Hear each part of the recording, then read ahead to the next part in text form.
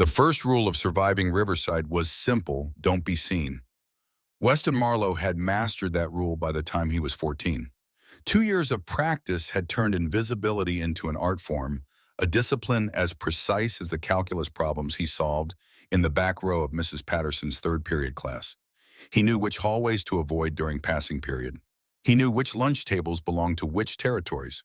He knew that the safest place in any room was the corner nearest the exit, and that the second safest place was anywhere that drew no attention at all. Joe's Diner was his territory. The corner booth by the emergency exit, the one with the cracked vinyl seat that had been leaking yellow foam since 2019. The one nobody else wanted because the air conditioning vent above it rattled like a dying engine. That booth was his. Every afternoon, Monday through Friday, Weston Marlowe would walk 3 blocks from Riverside High carrying his backpack and his $2.47 in exact change, and he would order the smallest basket of fries on the menu and a water cup he'd quietly fill with Sprite when old Joe Benedetti wasn't watching from behind the counter. He'd make those fries last an hour, sometimes 90 minutes. He'd spread his textbooks across the sticky laminate table and do homework by the warm amber glow of the neon open sign, and he'd pretend just for a little while that he had somewhere better to be. He didn't. Home was a 2-bedroom apartment on Clover Street that smelled like mentholated cough drops and old newspapers. Home was Nana Evelyn, 71 years old, her hands gnarled with arthritis, her laugh still sharp and bright as a coin, her cough getting worse with every passing month in a way that nobody talked about, because talking about it meant doing something about it, and doing something about it cost money. Home was the stack of bills on the kitchen counter that never got shorter, just reshuffled. Home was the heating unit that cut out every December, and the reconnection fee that took 3 weeks of Wes's dishwashing money to cover. Joe's Diner was better. The girl appeared on the second Tuesday of October. She materialized in the doorway like something that had wandered in from a different story, entirely in all dark hair that caught the light like polished mahogany, and sharp cheekbones, and an expression that radiated a single message in every direction: don't speak to me, don't look at me, don't even think about it. Her name, according to the attendance sheet in AP Calculus, was Claire Ashford. She'd transferred 3 weeks ago and dropped into advanced math like she'd always belonged there, scoring a perfect 40 on the first quiz without appearing to study. She ate lunch alone, which was strange because girls who looked like her didn't eat lunch alone. They held court. They accumulated followers the way planets accumulated moons. But this girl, Claire, she sat with her back to the wall and her eyes on her book and her earbuds in, and the message was the same as the one she wore when she walked into Joe's Diner on that second Tuesday of October. Don't. She took the booth by the window, the one that left her backlit, invisible to anyone passing on Route 9, the one that nobody with any survival instinct would choose. Weston noticed that, filed it away. He watched her order a Cobb salad she barely touched and open a calculus textbook she definitely didn't need help with. He watched her chew her bottom lip when she was concentrating. He watched the sadness that lived behind her eyes, the kind that was too old for 16 and too familiar. It was the same sadness that lived behind his own eyes when he caught his reflection in Joe's grimy bathroom mirror. The sadness of someone carrying weight that wasn't distributed evenly, that had settled in specific places and left marks. He didn't speak to her. That wasn't how he operated, but he noticed. By the third week of October, Claire Ashford had become the fixed point around which Weston Marlowe organized his afternoons. Not because he was watching her, he told himself that repeatedly, but because she was there, and she was interesting in the way that sad things are interesting, in the way that you can't quite look away from a fire because you understand somewhere underneath the watching that fire is the honest thing in a world full of performance. He was thinking about speaking to her on the afternoon of October 22nd, turning over possible opening lines, the way you turn over stones to see what lives underneath, when the gray sedan appeared.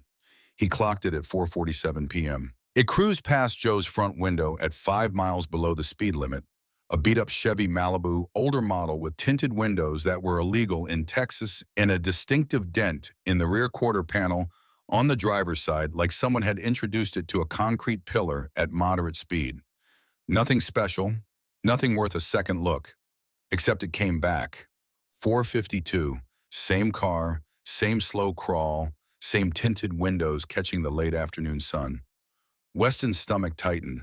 That old instinct woke up the one honed by 3 years of walking home through neighborhoods where every shadow in a doorway might be trouble, where the part of the brain designed for survival ran constant background calculations. Is this wrong? Is this wrong? Is this wrong? Something was wrong. The car came back a third time at 4:58. This time it slowed to a near stop directly in front of Claire's booth. Directly in front of Claire, who was bent over her textbook, dark hair falling across her face like a curtain, completely absorbed, completely unaware. Weston put down his fries. Around him, Joe's was his usual controlled chaos.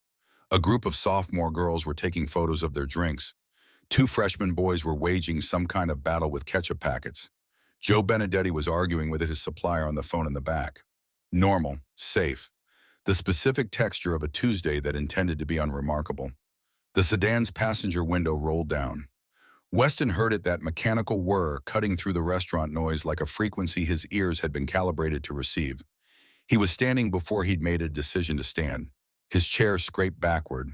A few heads turned, attention skating over him and moving on. Background noise. Nobody important. The barrel came through the window like a pronouncement. It wasn't a handgun. It was something longer, darker, something that absorbed the afternoon light rather than reflecting it. Weston's brain supplied the identification from a news report he had read months ago: AR pattern rifle, semi-automatic, the kind of weapon designed for the specific purpose of putting a lot of metal through a lot of air in very little time. The barrel swung toward Claire's booth like a compass, finding north. The distance was 12 feet. Weston Marlowe ran. He'd never been on any football field. He'd never had the size or the money for organized athletics. But his legs were long, and his mind had already done the math. 12 feet, maybe 2 seconds time, he did not have to spend on doubt. His worn sneakers found purchase on Joe's grease-slicked linoleum. His shoulder dropped. His arms extended. 12 became 9. 9 became 6. 6 became 3. Claire looked up. Her eyes were gray. He'd noticed that before, cataloged it, alongside the sadness and the sharp cheekbones and the way she chewed her bottom lip. But he hadn't truly seen them until that moment, gray like the sky before a storm rolls in, impossibly large, full of an expression he would spend months afterward trying to find the right word for. Confusion, recognition. And underneath both of those, something older and darker, she knew exactly what was happening. 3 feet became 0. His shoulder caught her in the chest. His arms wrapped around her waist. His momentum carried them both backward, the chair clattering, her calculus textbook spinning off the table, her papers scattering like thrown cards.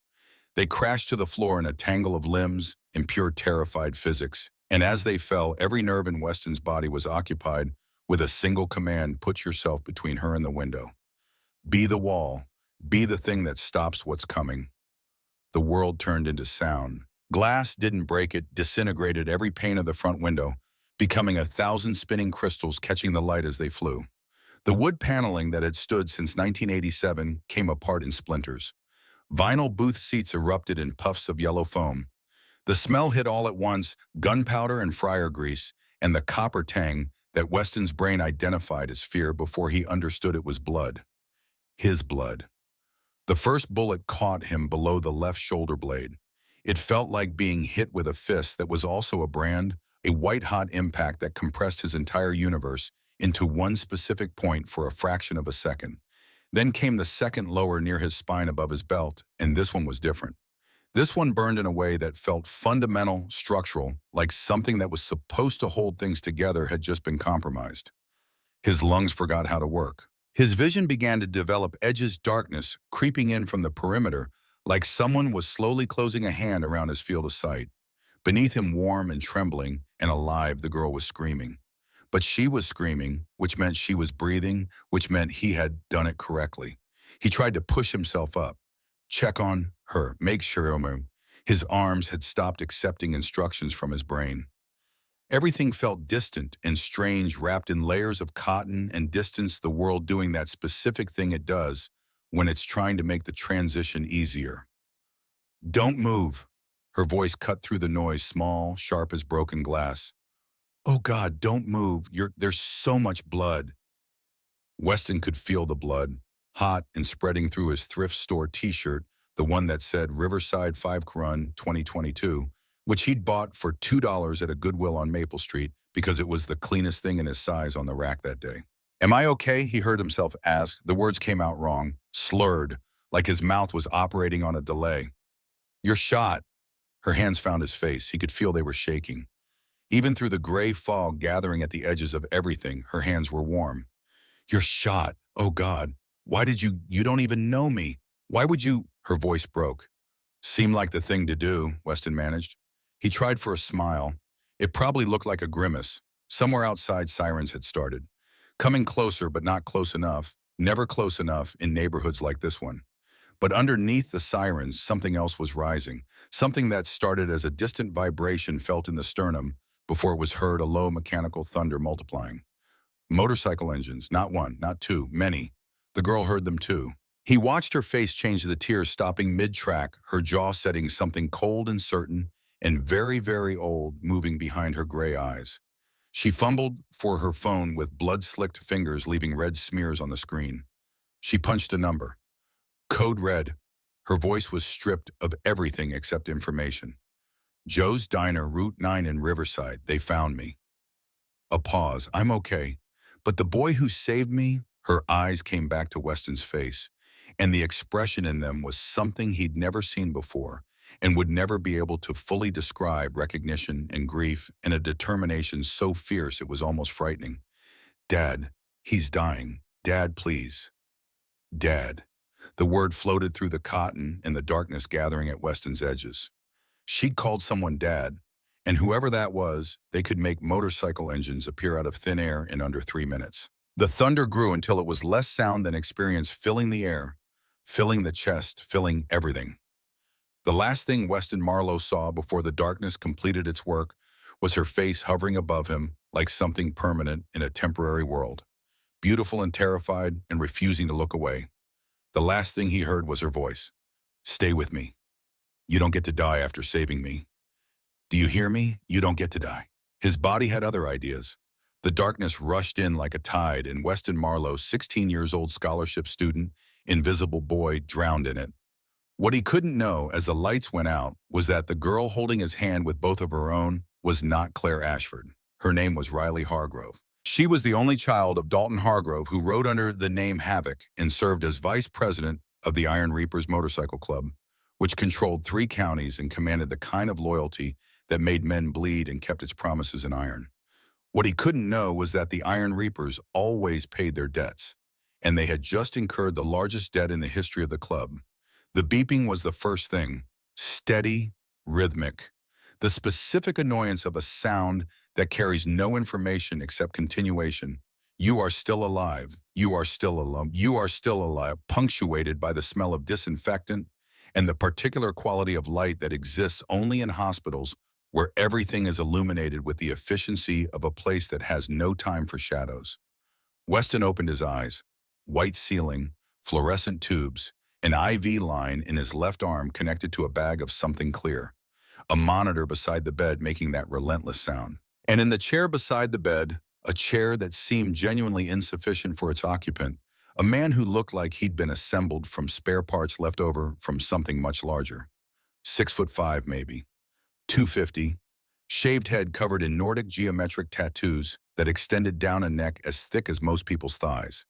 He wore jeans and boots and a leather vest, a cut some part of Weston's brain supplied, covered in patches and pins, and on the back of it, in Gothic script, Iron Reapers MC. The man was reading a paperback novel with a submarine on the cover. He turned a page with a finger the size of a small banana. Easy kid. He didn't look up from the page. Don't try to sit up. Weston had not been planning to sit up.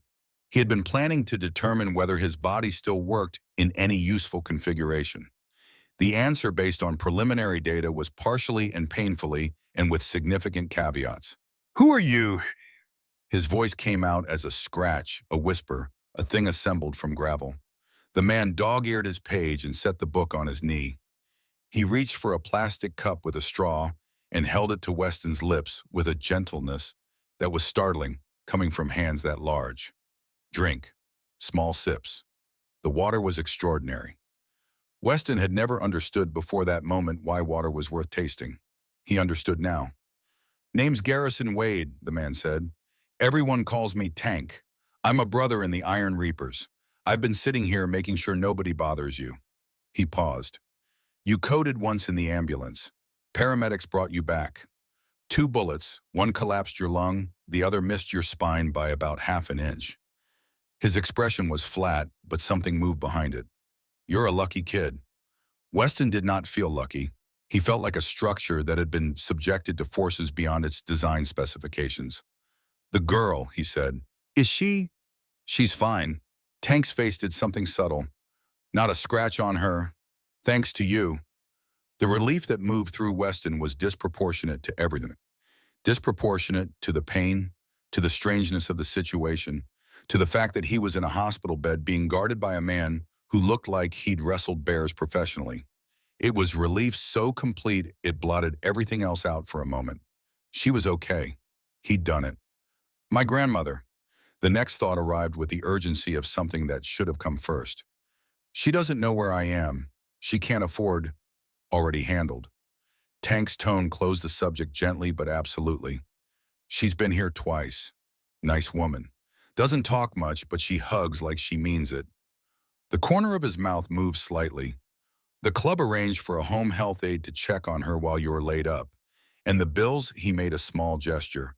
Don't worry about the bills. I can't let you, you're not letting us do anything. Tank leaned forward, elbows on his knees, the chair creaking under the shift. You took bullets that were meant for someone precious to this club. As far as the Iron Reapers are concerned, you're owed, not owing. Weston stared at him. The girl, he said finally. What's her real name? Tank studied him for a moment, then Riley. Riley Hargrove. Her father's our VP Dalton Hargrove. We call him Havoc. He paused. You didn't know who she was. I knew her name was Claire, Weston said. From the attendance sheet. I knew she got perfect scores on her calculus quizzes. I knew she was sad. He paused. I didn't know any of the rest. That's what makes it matter, Tank said. Most people, they see danger, they protect themselves. You saw danger and you moved toward it for someone you'd never spoken to. He sat back. That's rare. That's valuable. Before Weston could find a response to that, the door opened. Dalton Hargrove entered the room. Weston had thought Tank was large. He had recalibrated that assessment upon seeing Tank standing up. He recalibrated it again now, understanding that size was only one dimension of what made a person fill a room. Dalton Hargrove was 6'3", maybe 240, with a shaved head and a beard that had gone more gray than black. He had a scar that started at his left eyebrow and ended at his jawline, a record of some event that had tried to take his face and failed. His arms were covered in ink that told stories in a language that required fluency to read. He wore his cut over a black t-shirt and on his left hand, a plain gold band. He radiated danger the way a high-voltage line radiates heat, constant ambient, not aggressive, but simply present, something you registered instinctively and adjusted your behavior around. He crossed the room with the deliberate, unhurried movement of a man who had never been in a hurry because everything waited for him, and pulled up the chair on the opposite side of the bed from Tank and sat down and looked at Weston. For a long time, he simply looked. Weston fought the instinct to look away. The instinct won 2 rounds out of 3, but he held on. You know who I am, Dalton said finally. His voice was gravel and intention. Riley's father, Weston said, and VP of the Iron Reapers. Something moved in Dalton's eyes. That's right. He leaned forward slightly, elbows on his knees, mirroring Tank's posture from earlier. You know what you did. I tried to help. You threw yourself in front of my daughter when bullets were coming through that window. You took 2 rounds in the back. Dalton's jaw tightened. Doctor says if that second bullet had been half an inch to the right, you'd be paralyzed. You'd spend the rest of your life in a wheelchair. Weston absorbed that, half an inch. The difference between the life he had and a life unimaginable measured in the width of a human thumbnail. Is Riley actually okay? He asked. Not just physically. Is she okay? Dalton Hargrove went very still, and then his face cracked, not dramatically, not completely, just a slight softening around the eyes, a microscopic release of something that had been held under enormous pressure for a very long time. She's perfect, he said. Not a scratch. You made sure of that. He reached out slowly, telegraphing the movement and gripped Weston's forearm. His hand was rough and scarred and calloused, the hand of a man who had built and broken things with it for 42 years. "You gave me the greatest gift anyone has ever given me," Dalton said. "You gave me my daughter's life." Weston didn't know what to say to that. He'd discovered in the past hour that there were categories of experience for which language was genuinely inadequate. "I didn't think about it," he said finally. "I just moved." "I know." Dalton released his arm and sat back. "That's what makes it honorable. Courage under calculation isn't remarkable. Anyone can learn to manage fear when they have time to prepare. You had 2 seconds and you spent them running toward the danger." He paused. "That's a different kind of person." He stood, and Weston noticed for the first time what he'd missed while Dalton was sitting. Through the window in the door, men in cuts were arranged in the hallway. Not many, 4, 5, standing with the specific stillness of people who were not relaxing, but waiting. "I have a question," Dalton said, "and I need you to be honest." "Okay. The car, the shooters. Tell me everything you remember." Weston closed his eyes, pulled up the memory with the careful deliberation of someone retrieving something from a place where things break easily. "Gray Chevy Malibu," he said. "Older model, I'd guess mid-2000s. Distinct dent in the rear quarter panel on the driver's side, deep one oval-shaped, tinted windows, illegal tint. It came past 3 times before it stopped. The driver wore a black baseball cap, face in shadow. The shooter was in the passenger seat. I didn't see their face, just the arm and the weapon. AR platform rifle. I could be wrong about the specific model, but the barrel length and the magazine were consistent with what I've seen in news footage." He opened his eyes. Dalton was watching him with an expression that had changed while he wasn't looking. "How old are you?" Dalton asked. 16. "And you noticed all that?" "I grew up paying attention," Weston said simply. "It kept me alive." Dalton held his gaze for another long moment. Then he turned to Tank. "Send that to Phantom. Tell him traffic cam's 5-block radius. That dent is going to show up." Tank was already reaching for his phone. Dalton turned back to Weston. "You need anything, food, books, something better than hospital television." "I'm okay."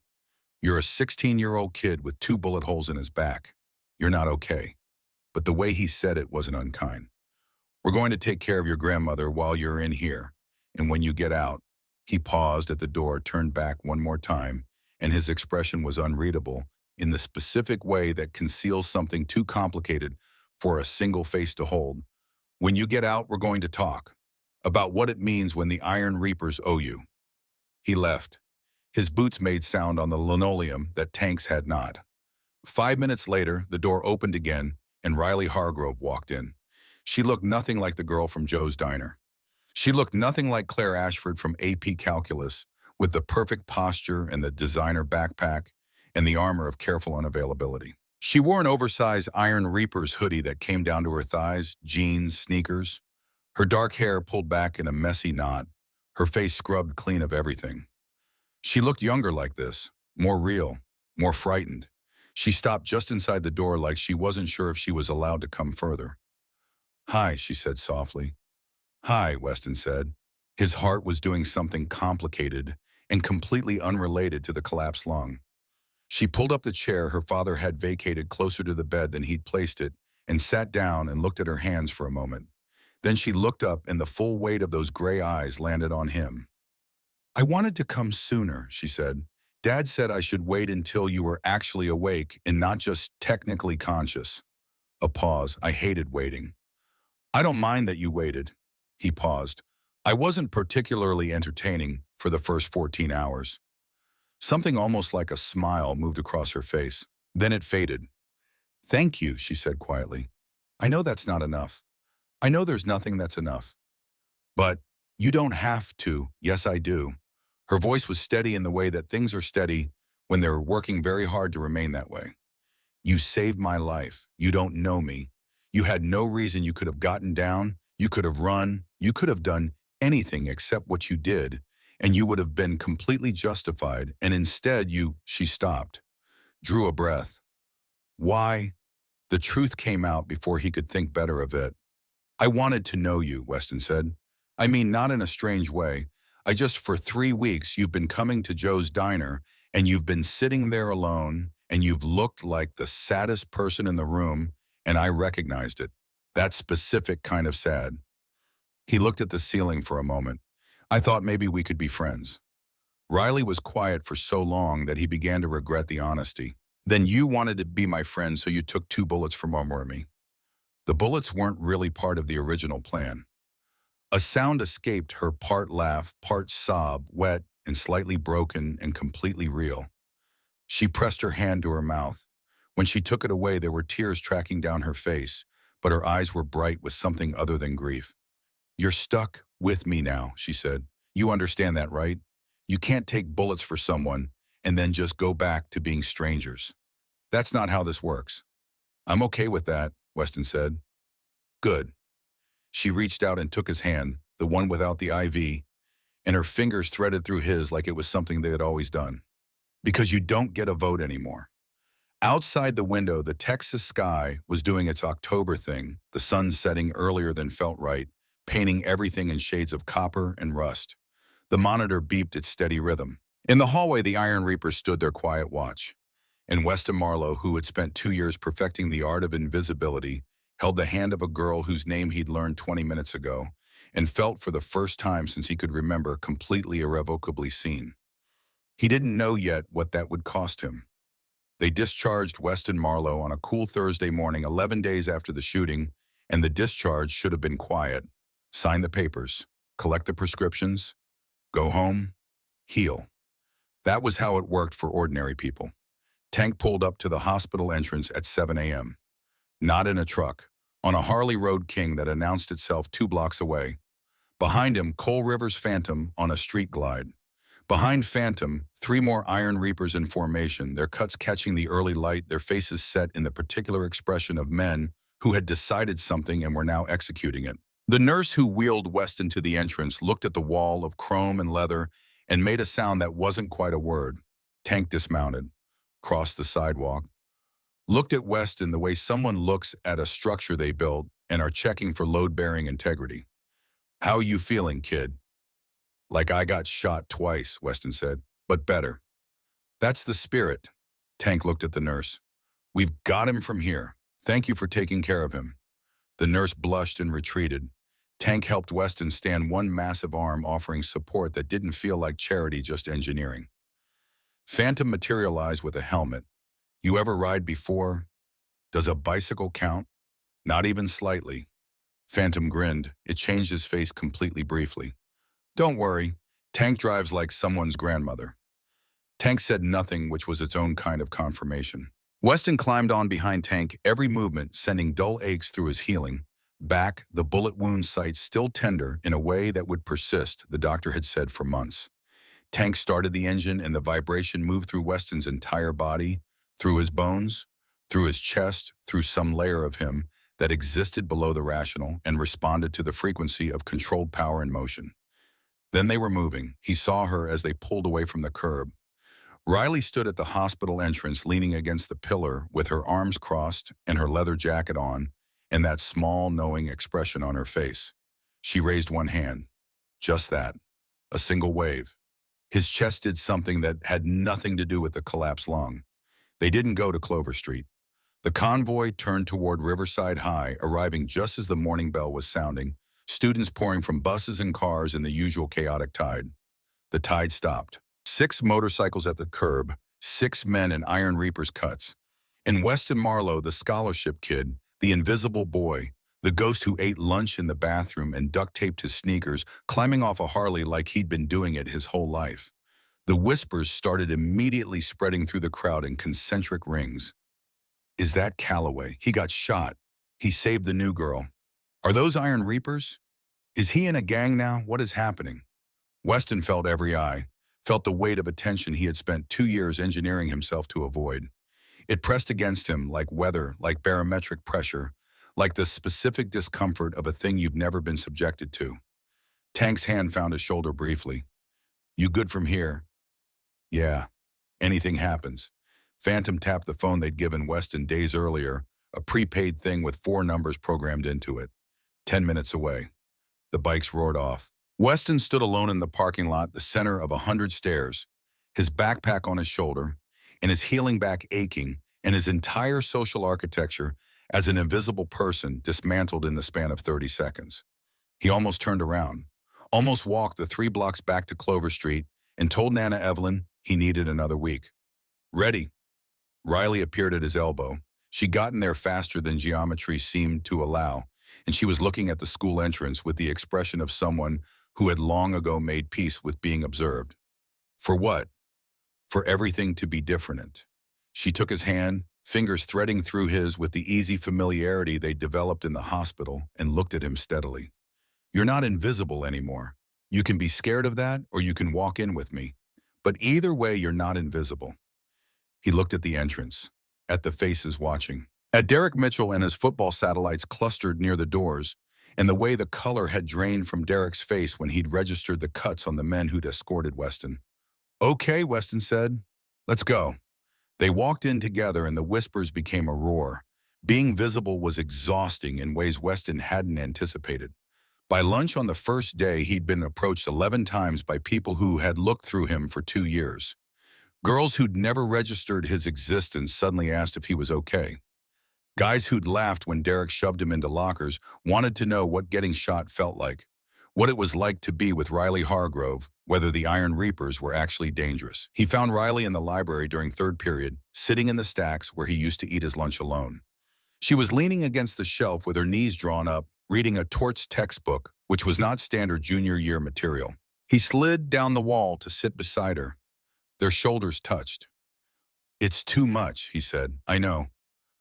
I just want to disappear again. She turned a page. You can't. You're visible now. She looked at him sideways. But visible doesn't have to mean alone. That's what you didn't understand about being invisible. You were alone.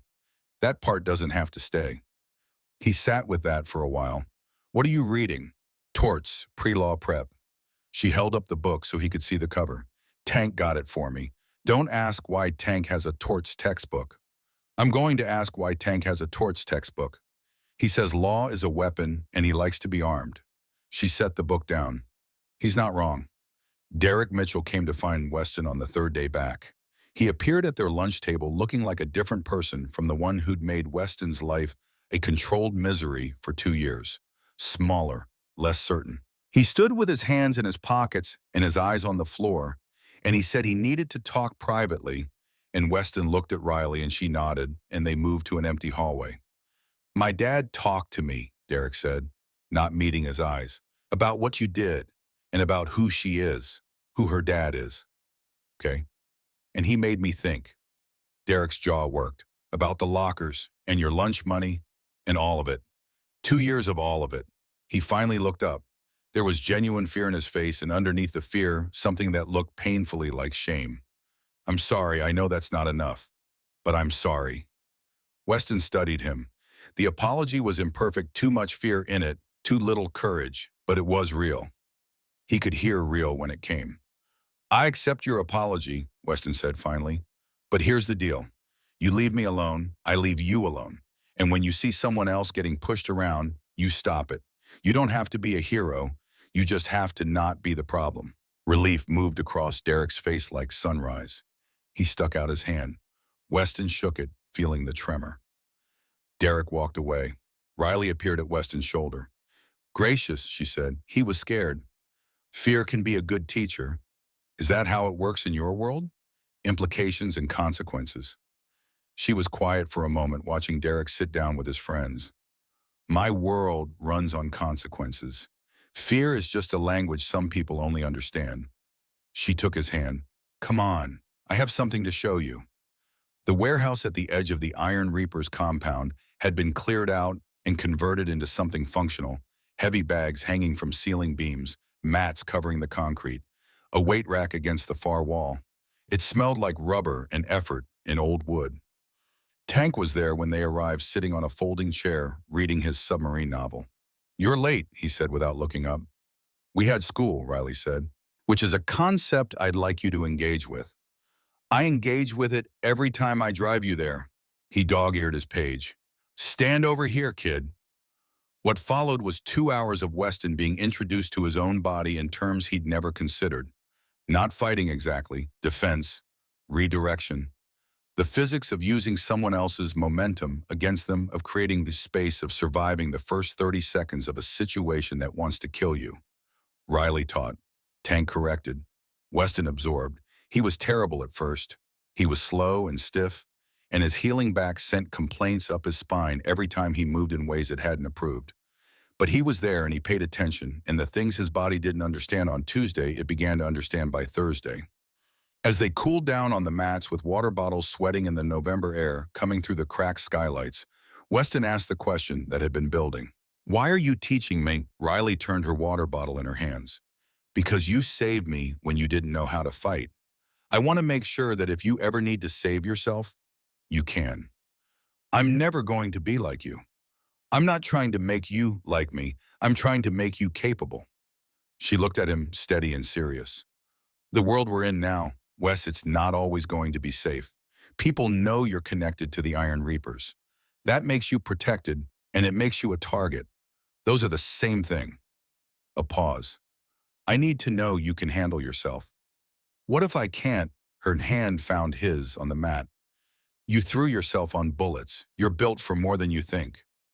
By late November, Weston could hold his own in a basic sparring session. He'd never win against Riley, who moved like a language he was still learning to read, or against Tank, who was simply a different category of physical problem entirely. But he could create space. He could survive the first exchanges. He could think while his body was under pressure, which Tank told him was the actual skill. Everything else was just rehearsal for the thinking. The training changed other things too. He moved differently, held himself differently. The permanent forward hunch of someone trying to take up less space had begun to correct itself. He met people's eyes without calculating the risk first. The invisible boy was becoming someone else. The question was who? He was still working out the answer when Riley called him on a Wednesday afternoon in the week before Thanksgiving. "Come to the clubhouse after school. Emergency. Dad needs you here." Tank's face when he picked Weston up was the specific face of bad news being managed. The clubhouse was full, every patch member who could get there on an hour's notice, which turned out to be most of them. The energy in the room was the kind that builds before weather charged and specific and leaning towards something. Knox Callister stood at the center of it. Knox was lean where Dalton was massive, silver-haired somewhere in his mid-50s, with the kind of quiet authority that didn't require volume. He wore his presidency the way certain men wear their age, not against them, but as evidence of something survived. On the wall behind him, surveillance photographs. Men, buildings, vehicles Weston didn't recognize. "The Scorpions have been rebuilding," Knox said. "New infrastructure, new membership. And our intelligence tells us they're planning a coordinated counterstrike. Multiple targets, simultaneous." He paused. "We've identified 6 key operations. We have a window tomorrow night, Thanksgiving. We hit all of them at once and we end this." The room moved, angry, focused, unified. From somewhere in the back, Riley's voice, "I want to be part of this." The room went still. "Dalton, absolutely not. I'm not asking permission." Riley stepped forward. She was wearing her Iron Reaper's family vest over a dark jacket, and she looked like someone who had decided something some time ago and was only now saying it out loud. "They shot at me. They put a gun through a window to kill me. This is my fight. You're 16. So is Wes. And he took 2 bullets without any training." She looked at her father without flinching. "If he could face danger for me, I can face it for this family." Dalton's jaw went to stone. The room watched the way rooms watch things that might go either way. It was Knox who stepped in, his voice carefully neutral. "Havoc, she's got a point. Maybe it's time we stop protecting her from the life and start including her in it under controlled conditions." The silence that followed lasted long enough to mean something. "You ride in my truck," Dalton said finally. His voice had gone rough in a way that wasn't anger. "You stay with me. You observe. You don't engage." "Agreed. And Wes goes too." Dalton's eyes found Weston across the room. "He witnesses what this family does." Weston nodded. He didn't trust his voice. Thanksgiving night was cold and clear. The kind of Texas winter night that reminds you Texas does have winters, it just packages them differently. Weston sat in the passenger seat of Dalton's F-350 as the convoy moved through the city, 20 bikes, 4 trucks, all headed to different destinations in coordinated silence. Riley was in the back seat, jacket on, watching the passing streets with an expression Weston couldn't fully read. "What you see tonight stays between us," Dalton said. His voice was even, but carrying something underneath that evenness. "Not a threat, a trust. I understand. The Scorpions made this necessary." Dalton watched the road. "We don't do this for sport. We do it because the alternative is living in a world where shooting at my daughter has no consequences. And I can't live in that world." Weston understood that in a way that bypassed argument. They watched on a tablet as Team Alpha moved on the first location, a house on the east side, one of the Scorpions' revenue operations. No battering ram, no chaos. Tank and 3 brothers walking up to the front door and knocking, and the door opening, and 5 minutes later, 5 men in zip ties on the lawn, duffel bags loaded into trucks. Clean, surgical, odal. They moved to each location, the same result everywhere. Overwhelming prepared force against targets who'd been watching their backs in the wrong directions. By 11:35, locations were secured. The 6th was the Scorpions' main clubhouse outside the city, and that was where it ended. Dalton parked on a rise overlooking a warehouse by the Brazos River. "Stay," he said. And this time it wasn't a request, it was a boundary he was drawing with the full weight of who he was. "Both of you, no matter what you hear," he got out. Joined Knox and the assembled brothers at the warehouse entrance.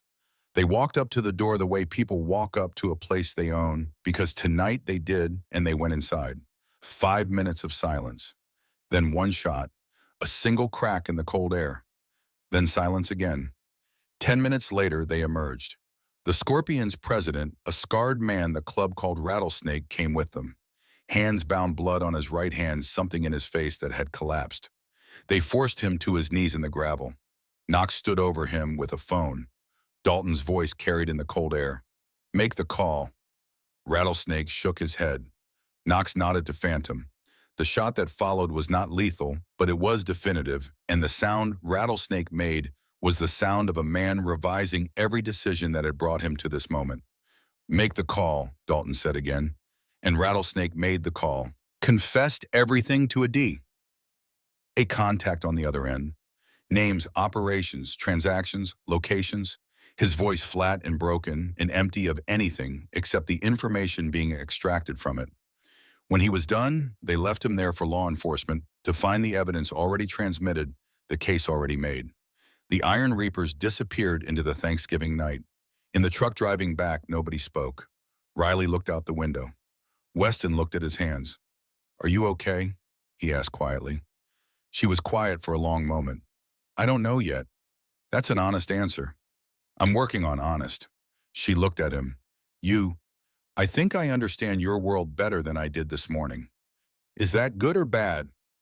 He thought about Rattlesnake on his knees in the gravel, about the 5 zip-tied men on a lawn who would wake up tomorrow to find their operation gone and their future rerouted. "It's true," he said. "I'm not sure good and bad are the categories." Riley nodded slowly. Outside the window, the Brazos River caught the moonlight and turned it silver. The nightmare started 2 weeks later. Weston would wake at 2 or 3 in the morning with his heart going wrong and his back aching and his eyes full of images that didn't sequence correctly.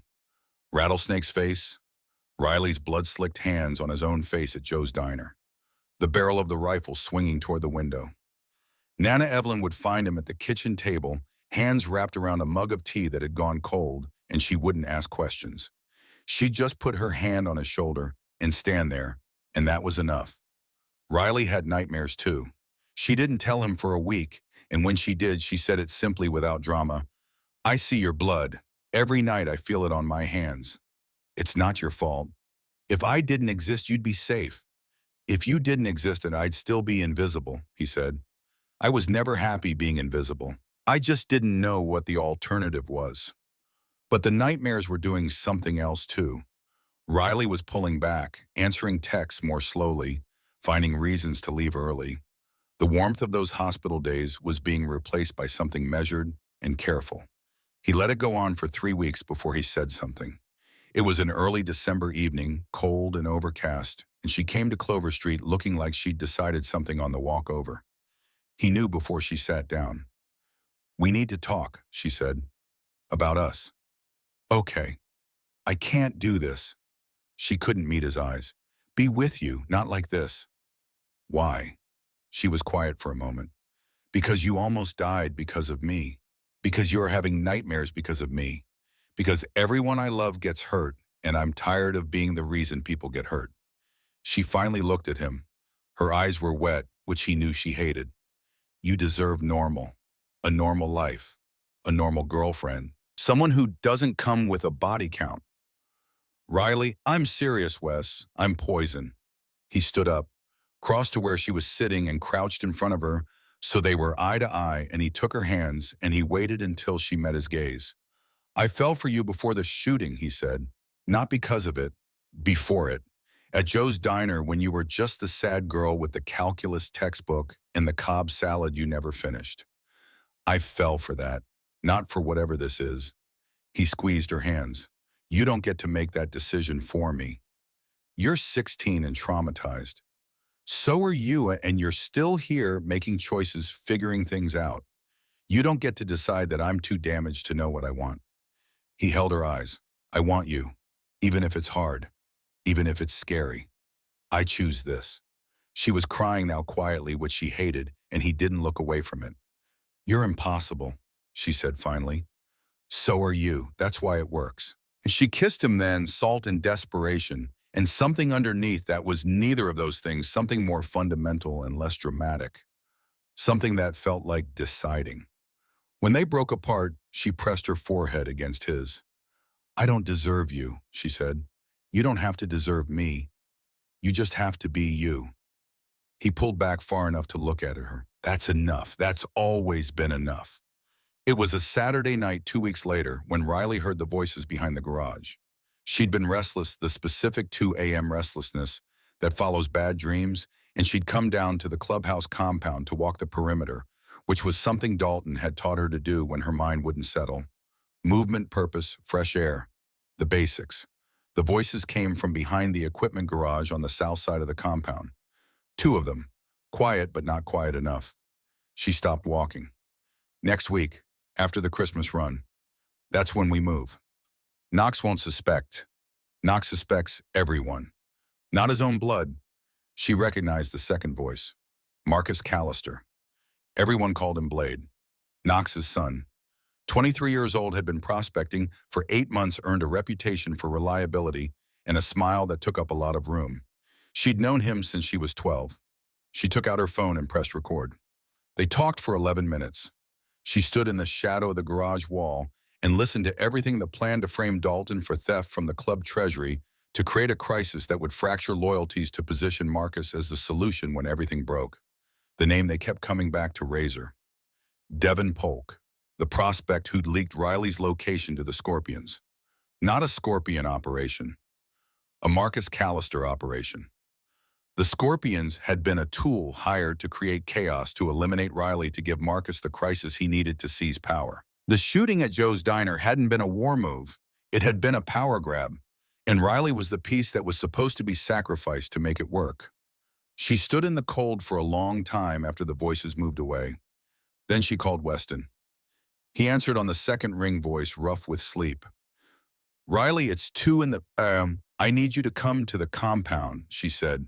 "Now, I found something." A pause. "Wes, I found the architect." They played the recording for Dalton at 3 in the morning, sitting in the kitchen of his house, and at the edge of the compound, the overhead light harsh and the coffee going cold between his hands. He listened to all 11 minutes without moving. When it ended, the silence that followed was not the silence of a man who hadn't understood. It was the silence of the man rearranging everything he thought he knew about the past 8 months. Every decision reviewed, every moment recontextualized, every face he'd trusted reassembled around a new truth. "Knox's son," he said. His voice was very quiet. "Yes," Riley said. "Marcus." He set down his coffee cup with careful precision. "He's been here 8 months. He's at every church meeting. He knows our schedules. He knows our operations." A long pause. "He knew yours." He designed the leak to Razor, Riley said. Razor was just the delivery mechanism. The Scorpions were hired. The whole thing, the shooting at Joe's, the war with the Scorpions, it was all Marcus building toward one thing. A crisis big enough to fracture the leadership. Frame you, position himself as the solution. Dalton looked at Weston. You were part of this without knowing it. I figured that out on the walk over, Weston said. Knox has to know. Dalton stood, began pacing. But we need more than an audio recording. We need a confession that can be presented to the full club. A vote requires evidence. He stopped pacing, looked at Riley. You found this yourself. That means you can do the next part. A wire, Riley said, not a question. I need him to confess on record. His own words. Dalton watched his daughter. I'm not going to ask you. You don't have to ask. She met his eyes. He doesn't see me as a threat. He never has. I'm just Havoc's daughter, club royalty. I've known him since I was 12. Her voice was steady. That's exactly what he'll expect me to be. And if he realizes, Wes will be outside, tank, phantom. But it has to be me, Dad. His ego is his vulnerability. He'll talk to me because he'll think he's won and he wants someone to know it. Dalton looked at his daughter for a long time. She didn't look away. Phantom gets the equipment, he said finally. You wear it. We run surveillance from outside. He crossed the kitchen and put both hands on her shoulders. The moment you feel wrong about it, I'll say the word. The moment anything, Dad. She put her hand over one of his. I've got this. He held her gaze. Something moved through his face, not defeat, but the specific kind of surrender that fathers make when they finally understand that their daughters have become themselves. I know you do, he said quietly. I just hate that you have to. 3 days later, on a gray December afternoon, Riley Hargrove met Marcus Callister in the empty equipment warehouse on the south side of the compound. She told him she'd overheard two of the older brothers talking. Told him they were saying Dalton had been making bad calls, taking risks that had already cost the club. Told him she was scared of what it meant for her father's position. She told him she was looking for someone worth backing. Marcus Callister was 23 years old and smart enough to have built this scheme, and not smart enough to understand that the person standing in front of him had dismantled it piece by piece in a single night. His ego was exactly what Riley had diagnosed it as, the specific ego of someone who had spent his whole life in his father's shadow and was absolutely certain of his own undervaluation. He talked for 18 minutes. He told her about Razor, about the Scorpions contract, about the plan for the treasury theft and the framing and the crisis vote. He told her about the timeline. He told her toward the end, leaning forward with the conspiratorial intimacy of a man who wanted a witness to his own cleverness, that he'd be the best president the Iron Reapers had ever had. He told her she'd be glad she was on the right side. Riley nodded and said she was glad too. In a van 200 yards away, Knox Callister sat between Tank and Phantom and listened to his son's voice describe the shape of his betrayal with the patience of a man who had survived things that should have killed him and was being asked to survive one more. When the recording ended, Knox sat for a long moment. Then he said, "Bring him in. Emergency church meeting." The full club assembled within the hour. Knox stood at the center of the main room and played both recordings, the one Riley had made 2 nights earlier behind the garage and the one from the warehouse that afternoon. He played them without introduction or editorial comment, and the room listened with the particular quality of attention that exists when people are being asked to rearrange what they know. When it was done, Knox said, "That's my son." Nobody spoke. He bought a prospect. He hired our enemies to kill Havoc's daughter. He has been planning to destroy this club from the inside for months. Knox's voice was flat and even in the way that things are flat and even when enormous force is being applied to keep them that way. And I didn't see it. Marcus was brought in zip-tied, flanked by 2 brothers. He came in defiant chin, up the expression of someone who had decided that if this was how it ended, he would end it without flinching. He looked at his father and didn't lower his eyes. "You're weak," he said. "You and Dalton both.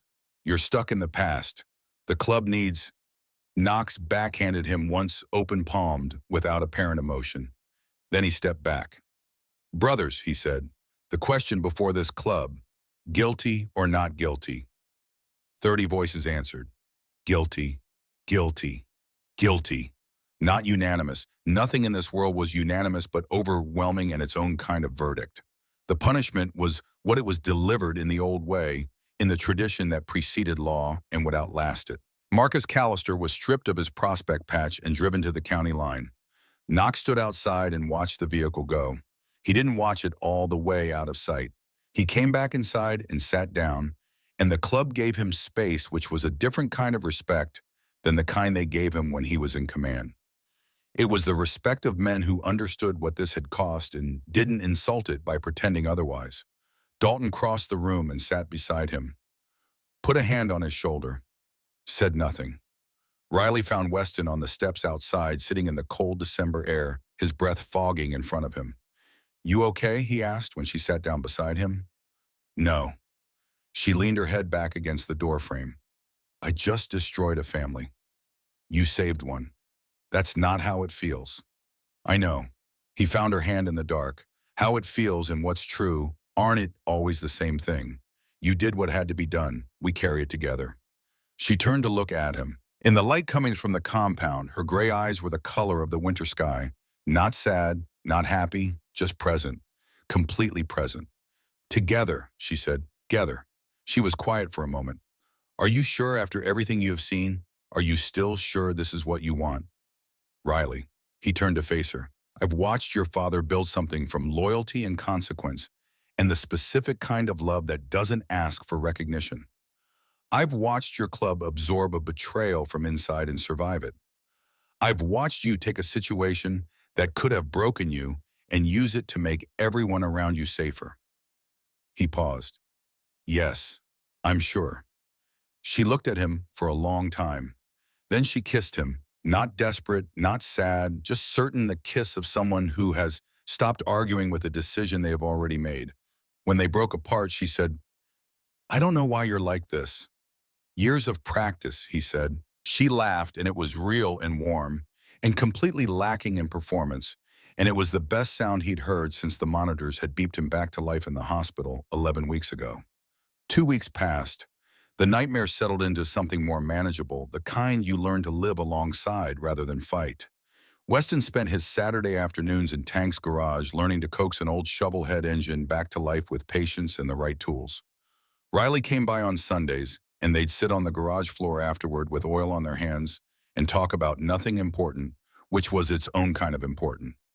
Then came the afternoon in late February that changed the shape of everything again. They were leaving Riverside High after a brutal calculus exam, walking across the parking lot toward Weston's Sportster, the 883. He and Tank had rebuilt together over 3 weekends in November, the engine now smooth and the chrome polished to a sheen that felt slightly ridiculous for a used bike. Riley was laughing about something Weston had said when she stopped dead, her body going rigid the way it did when the part of her brain that had been trained for danger registered something wrong. "Gray sedan," she said quietly. 3 o'clock. Weston's eyes moved without turning his head. A beat-up Nissan Altima with tinted windows was circling the far end of the parking lot. Too slowly, with the specific quality of attention that meant the driver was not lost, was not looking for a parking space, was watching something. The scars on Weston's back began to ache the way they always did when the weather changed, or when his body was trying to tell him something. "Could be nothing," he said. "It's not nothing." Her voice had gone flat and focused. "Get ready to move."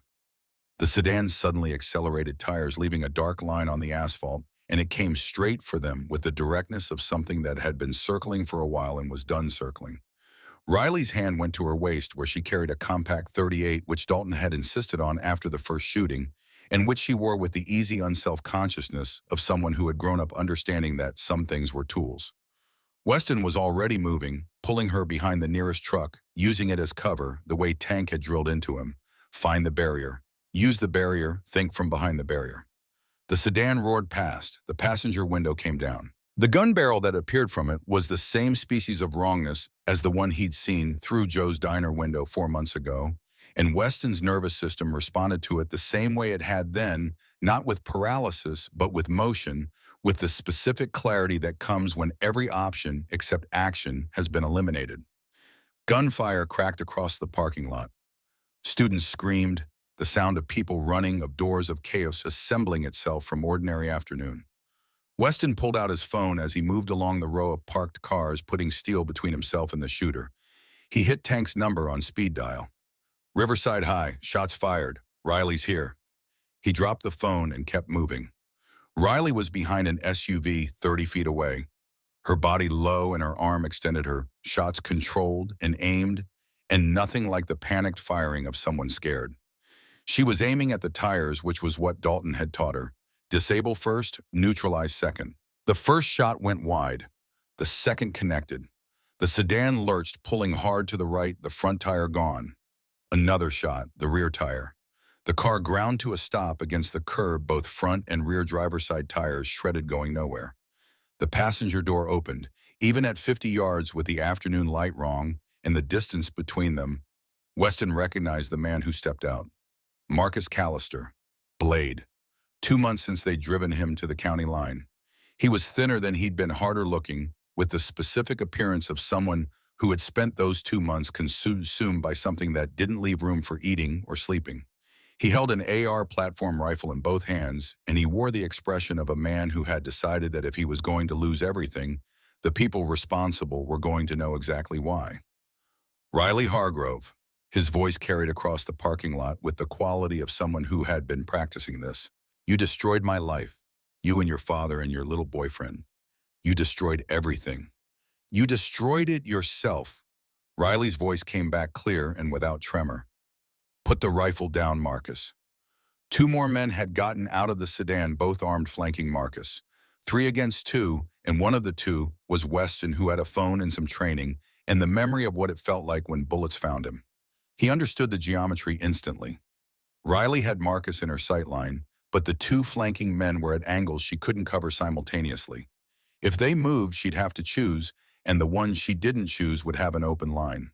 Training took over in the specific way that Tank had described the body leads in The Mind Explains afterward. Weston stood up from behind the car he'd been using. Hands visible. No weapon. Moving slowly enough to be seen clearly. Marcus, he kept his voice even. Over here. Marcus's head whipped toward him. The rifle swung. Weston felt the particular quality of attention that comes from having a weapon pointed at you, the way everything sharpens and slows simultaneously. The boyfriend, Marcus said. The bitterness in it had curdled into something beyond that. You think you're something, walking around with your Iron Reaper's vest like they actually want you there. You're a prop. You know that a charity case they keep around to make themselves feel good. Maybe, Weston said. He took a slow step to the left, drawing Marcus's aim with him, watching from the edge of his vision as Riley registered what he was doing and began to reposition. But I'm a prop who's still standing. What does that make you? Marcus's jaw tightened. The rifle came up. Weston had one clear thought in that moment, not fear exactly, something colder and more useful. Don't give him a stationary target. He moved left, sharp and fast, the way Riley had drilled into him 100 times. Don't run straight, don't present a clean line. The shot that came cracked the asphalt 6 inches to his right, and then Riley was there. Not from where she'd been. She'd covered the ground between them in the time it had taken Marcus to fire and recover, moving in the low, fast way she moved when she wasn't performing, when she was just being what she'd been trained to be. Her .38 pressed against Marcus's temple before he could track her movement. Drop it, she said. Her voice was the voice of someone who had done the math and arrived at an answer. Right now. Marcus froze. The 2 flanking men looked at each other, looked at Riley, looked at the gun, and made the calculation that most people make when the person holding the weapon has the expression Riley had at that moment. Both of them set their guns on the asphalt and raised their hands. Drop it, Marcus, Riley said again. Quieter now. The rifle clattered to the ground. Riley kicked it away, produced zip ties from her jacket pocket with the efficiency of someone who had thought this through, and secured Marcus's wrists. By the time she'd moved to the second man, Tank and 2 other Iron Reapers had roared into the parking lot, the sound of the bikes arriving like an answer to a question. Students with phones were filming from behind cars and doors, and every piece of cover the parking lot offered. Weston's legs chose that moment to remember what adrenaline withdrawal felt like. He put a hand on the nearest car and breathed. Riley was there. She crossed to him in 4 steps and grabbed his vest with both hands and looked at him with eyes that were doing several things simultaneously. "What were you thinking?" Her voice was tight with something that wasn't anger, but was adjacent to it. "Standing up like that. He had a rifle, Wes." "So did the guy at Joe's diner," Weston said. "And you needed a distraction. I needed you alive. Those aren't mutually exclusive." He looked at her steadily. "I created space. You used it. That's exactly what we trained for." She stared at him. Then she pulled him forward by his vest and kissed him, part relief and part fury and part something beneath both that had no name except the obvious one. When they broke apart, Tank was standing 3 feet away wearing an expression of profound exasperation. "You two," he said, "are going to give Havoc a heart attack." Marcus Callister and his 2 associates were arrested. The evidence was unambiguous. Security cameras had captured the entire encounter. 3 armed men attacking students in a school parking lot, self-defense as plain as it was possible to be. The DA's office called the following morning and used the phrase "open and shut" twice in the same sentence. Dalton arrived at the school before the police had finished taking statements, screeching into the lot in his truck with Knox 1 step behind him, both of them doing the specific thing that men like them do when they've been close to losing something they can't replace, which is to arrive at full intensity and then have nowhere to put it. Dalton pulled Riley into a hug that looked like it might not end. "Baby girl." His voice was muffled in her hair. "When Tank called, we handled it, Dad." He pulled back, held her at arm's length and looked at her the way people look at things they've nearly lost, with the specific attention of someone recalibrating value. Then he looked at Weston. "You distracted him," he said. "She did the hard part," Weston said. Dalton looked between them. Something moved across his face that had too many components to separate out. "Come here," he said, and pulled Weston into the same hug he'd just released Riley from, which was not something Weston had been expecting and which lasted long enough to be real. Knox watched from a few feet away. When Dalton released Weston, Knox caught his eye and gave him a single nod, the kind that means more than its component parts. Marcus Callister received 22 years. His 2 associates got 12 each. Knox visited the jail once alone, and when he came back, he looked older and lighter in the same proportion, which is the specific arithmetic of grief that has been properly accounted for. "He's not my son anymore," Knox said to no one in particular, to all of them at once. "He made his choices. We move forward." And they did. Spring came to Texas with its usual lack of subtlety, turning everything green and warm in the space of 2 weeks, the way spring there always seems like someone flipped a switch. Weston and Riley finished junior year with honors. The shooting at the school parking lot made the local news for 3 days and then faded the way events fade when their resolution is too straightforward to sustain narrative momentum. Life returned to normal, which was a word that had changed its meaning completely. Normal now meant Tank picking Weston up on Saturdays for bike work in the garage, the 2 of them spending hours on engines and not talking about anything consequential, which was its own kind of conversation. Normal meant Riley teaching self-defense 3 times a week in the warehouse, her students an assortment of club families and prospects who'd quickly learned that her size had no relationship to her capabilities.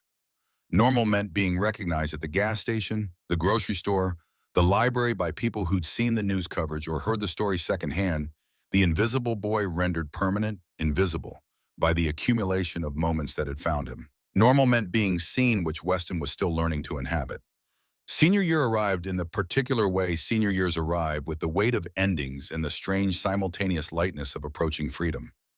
College applications dominated the kitchen table at Clover Street, where Nana Evelyn had taken to sitting with Weston in the evenings and asking pointed questions about engineering programs and scholarship requirements in the voice of a woman who had decided that her grandson's future was her primary project.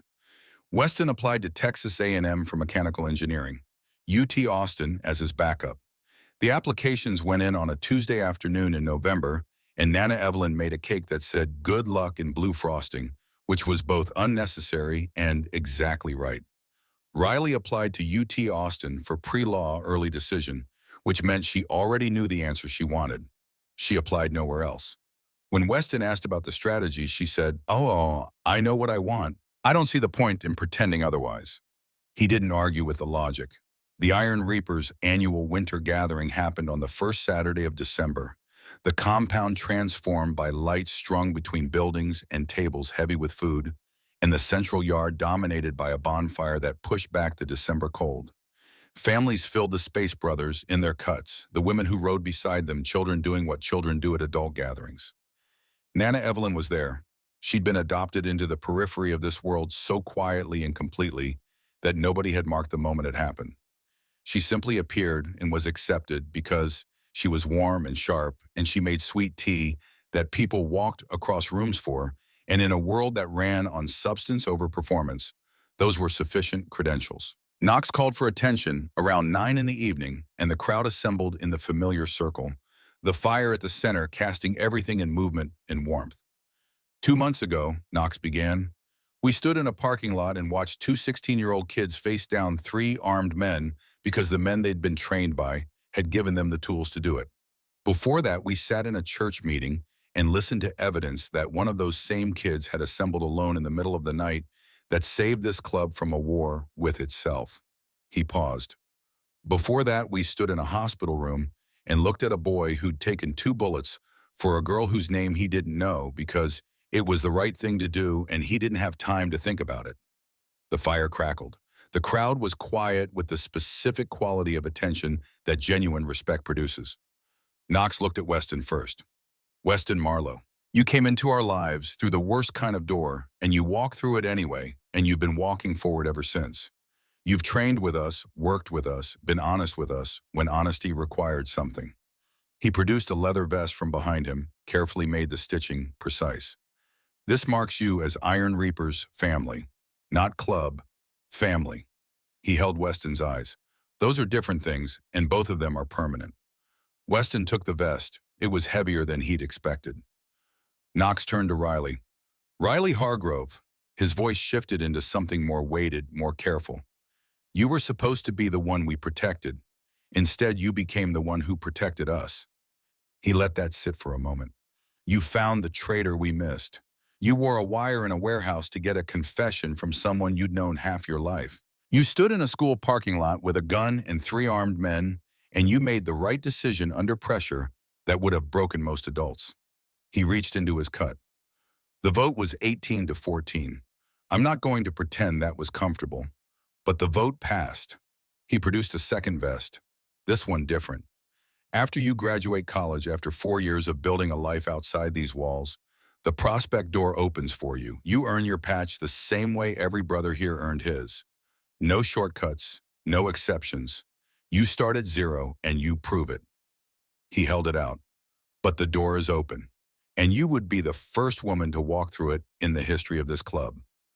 The room held its breath in the specific way that rooms do at historical moments. Riley took the vest. She held it in both hands and looked at it for a moment at the stitching and the patches and the weight of what it meant. When she looked up, her father was watching her from across the fire with an expression that had stripped itself down to what was true. I accept, she said. Her voice was clear and carrying and steady, and I'll earn every inch of it. The room erupted, the sound of it, uneven and alive, some voices louder than others, some faces working through emotions that didn't have easy names, but the total of it unmistakable. This was real, this was witnessed, this was now part of the record. Knox turned to Weston. The same offer stands for you. After college, the prospect door opens. Weston looked at the vest in his hands. He looked at Riley and hers. He looked at Tank, who was watching him from across the fire with an expression of complete attentiveness waiting. He looked at Knox. Thank you, he said, for the offer, for calling me family, for everything you've done for me and for my grandmother. He paused. But I'm not going to prospect. The silence was specific and not unfriendly. I'm going to Texas A&M for engineering. I'm going to build something with my hands and my mind, a career, a life, a future that belongs to me. He looked at Riley.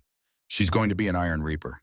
She needs someone on the outside of that, someone who lives in a different world and can remind her that both worlds exist, someone who isn't inside the life but would do anything for the people in it. He looked back at Knox. That's my role, and I think it's more useful than a patch. Knox studied him for a long moment. Then he smiled, small, genuine. The smile of a man who has just recognized something he wasn't expecting. That, he said quietly, Takes more wisdom than most people twice your age have managed.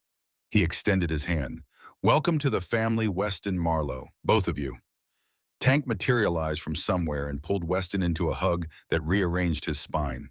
Phantom clapped his back. Viper, the sergeant-at-arms, actually smiled, which several people later claimed was historically unprecedented. Riley found him when the embrace ended. She stood in front of him in her new vest over her jacket, tears tracking quietly down her face that she wasn't bothering to stop, and she put both hands on his chest and looked at him. Different path, he said. Same destination, she finished. He pulled her in and held her in the light of the bonfire in the warmth of the family they'd found in the wreckage of an October afternoon, and the cold December air smelled like wood smoke and leather, and something that had taken him months to identify. Home. It smelled like home.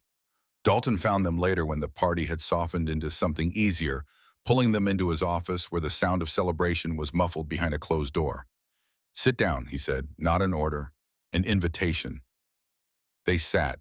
He stood with his back against the desk, arms crossed, looking at them with an expression he'd been working up to all evening. I need to say something, he said, and I need you to hear it without arguing. He looked at Riley. Baby girl, I have spent your life trying to protect you from this world because I knew what it would cost you, because I made your mother a promise that I'd give you a different life. His voice roughed at the edges. I failed at that. You're in this life and you chose it, and I am proud of you in a way that I don't have adequate words for, and I am terrified every single day. Dad, not arguing, he said it gently. He turned to Weston. And you chose to stand beside her without joining her. You chose to be the anchor on the outside, the thing that tethers her to a world I can't always give her.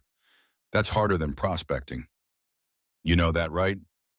I'm beginning to understand it, Weston said. Good. Dalton leaned forward. Then I'm asking one thing from both of you. One promise. They waited. Don't lose yourselves, he said. This life takes. It takes from everyone in it, piece by piece, and it doesn't give those pieces back. I've watched it happen to men I respected. He looked at Riley. You remember that you're my daughter first. You remember that you are a person before you are a prospect, before you are a patch member, before you are any category this club assigns you. You are a person first. He looked at Weston. And you remember that you're an engineer, a good man, a person building a future that matters. You don't let this world take pieces of that. His voice dropped. You come to me if you start losing yourselves. No judgment, just tell me. He pulled them both into a hug, the massive, encompassing kind, and for a moment they were both just 16 and held and safe in the way that people who are loved feel safe, which is not the absence of danger, but the presence of something that makes danger bearable. Now get out of here, he said into Riley's hair. Go be young while you still have the option. They went to Joe's diner. It felt right in the complete and unargued way that only a few things feel right. The diner had a new front window, the bulletproof kind. The booth by the window had been reupholstered. The booth in the corner, by the emergency exit, the cracked one, the one with the rattling air conditioning vent, and the ripped vinyl and the greasy light of the neon open sign, that one was the same. They ordered milkshakes they didn't particularly need and sat in the corner booth, Riley on Weston's side, because the booth by the window held a different weight now, and they looked out at Route 9 in the December quiet and didn't say anything for a while. What happens now, Riley said eventually. College applications are already in, Weston said. We wait. And if they both come through, Texas A&M and UTA Austin, 2 hours apart. He looked at her. Every weekend. Every weekend, she agreed. And summers. And summers. He found her hand across the table. 4 years feels long until you think about what we've already survived in 4 months. She turned the milkshake glass in her hands. Do you think we can do it? The distance, the different paths, all of it. I think we figured out how to do hard things, Weston said. I think that's the actual skill. Not any specific hard thing, just the capacity for them. She was quiet for a moment. Then she looked at the wall behind him, at the new paneling, freshly painted, covering the place where the window had shattered and the bullets had torn through the wood.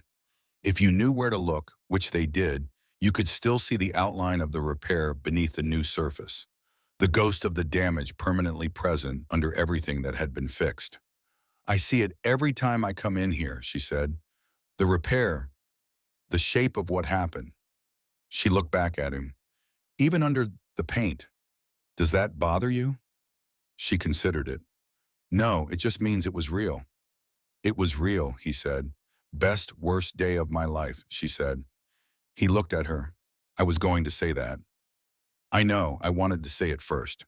She smiled, the real one, the slow one that took a moment to get started and then stayed. 4 years. Then I come back and I prospect and I earn my patch. And I'll be 2 hours away in College Station being a completely normal engineering student. You've never been completely normal. I'm working on it, she laughed. He held her hand across the table in the amber light of the neon sign in the specific warmth of a place that had become the before and after of everything, the location where one life had ended and another had started, unasked for and unwanted and entirely necessary. After college, Weston said, after you earn your patch, I'm going to ask you to marry me. Riley went very still. You can't tell me that 4 years in advance, she said. I just did. She opened her mouth, closed it. What if I say no, you won't? That's an incredibly arrogant thing to say. It's an honest thing. He met her eyes. What if you said yes right now? She held his gaze across the table for a long moment in the diner where it had all started, in the light that hadn't changed, surrounded by the smell of fries and fryer grease and the particular quality of a place that holds its history in its walls. Ask me properly, she said finally, when the time comes, on one knee with a ring somewhere that deserves the moment. I want the whole thing. You'll get the whole thing, he said. I promise. She turned her hand over under his and laced her fingers through his the way she had in the hospital on the day she'd walked into his room looking smaller and more real than he'd expected, and said hi in a voice that was trying to be casual and wasn't. They left Joe's diner around midnight. Weston's Sportster was at the curb, the engine cold, the chrome catching the light from the diner sign. Riley had a club bike tonight, smaller and quicker, dark blue. They started the engines together, and the sound of it was its own kind of language. Two machines and two people on a December night in a Texas city that held in its streets, in intersections, in specific geography, the entire map of who they'd become. They took the long way home, past Riverside High where the parking lot was empty and quiet and held in the asphalt near the south entrance, the faint marks of tires in the specific geography of an afternoon that had tried to end things and hadn't. Past the Iron Reaper's compound where the lights were still on and Tank's truck was still in the lot because Tank kept later hours than anyone, and nobody had ever figured out why. Past Clover Street where Nana Evelyn's window glowed warm and yellow against the December dark, where she'd be awake because she kept late hours too, waiting without making a thing of it in the way that people who love you wait.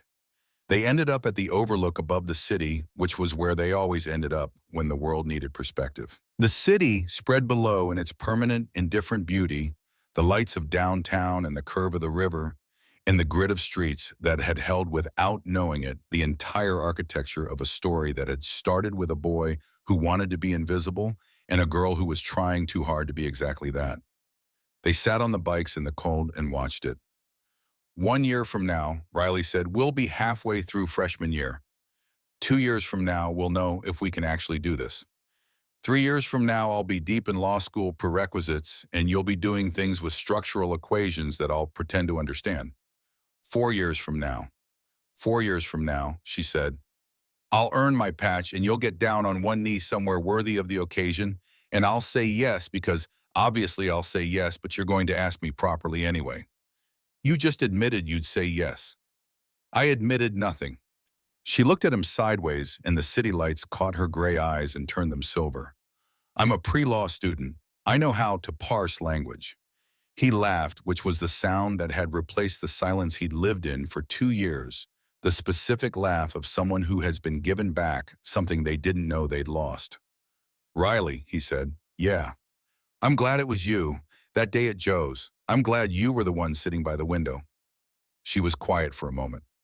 I hated sitting by the window. My dad had told me to sit in the corner with my back to the wall, and I sat by the window anyway because I was 16 and tired of being afraid, and I thought maybe if I just acted normal, normal would find me. She paused. It didn't work, but you did. That might be the most romantic thing anyone's ever said. Don't push it. He reached over and took her hand, and they sat above the city they'd been born into and survived on a December night with the cold pressing in and the future pressing toward them in equal measure in the specific stillness that exists between the thing that has happened and the thing that is coming.